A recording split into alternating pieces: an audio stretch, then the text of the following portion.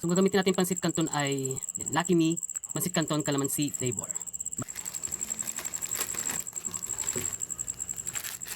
I-half cook lang natin tong noodles.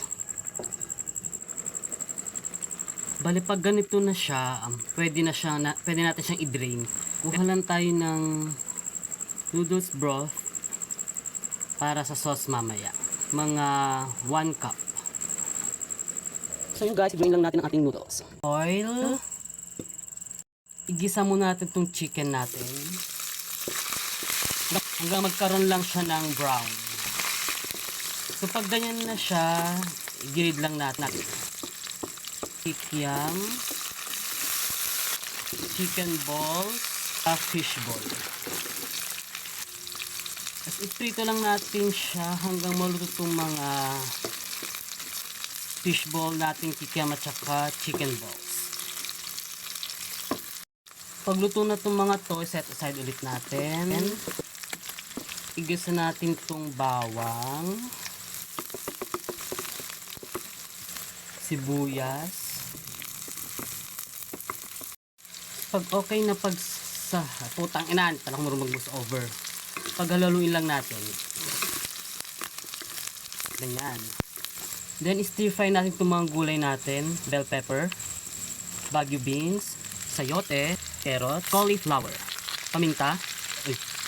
Stir fry lang natin ng mga 2 to 3 minutes. Takpan natin for 1 minute. Haluin lang ulit. Isunod natin yung seasoning. 3 tablespoon ng oyster sauce. 3 tablespoon ng soy sauce. Tapos mix lang siya. Haluin lang. Pagkahalo, ilagyan na natin itong noodles broth natin. Tapos isimmer lang natin siya ng about 2 to 3 minutes. Kasi yung pansit alanganin, masaucy siya, may sabaw. Kaya naglagay tayo ng noodles broth. Tapos 1 tablespoon ng unleaded charot. Takpan lang ulit natin. After 2 minutes, ilagay na natin yung noodles natin. Tapos itong Baguio cabbage with anti-aging charot. Tapos haluin lang natin at lutuin for 1 minute.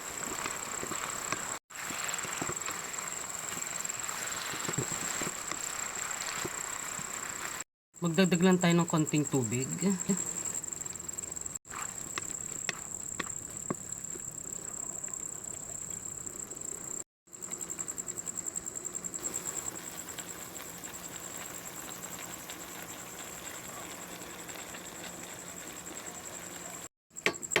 Okay na to. Charing.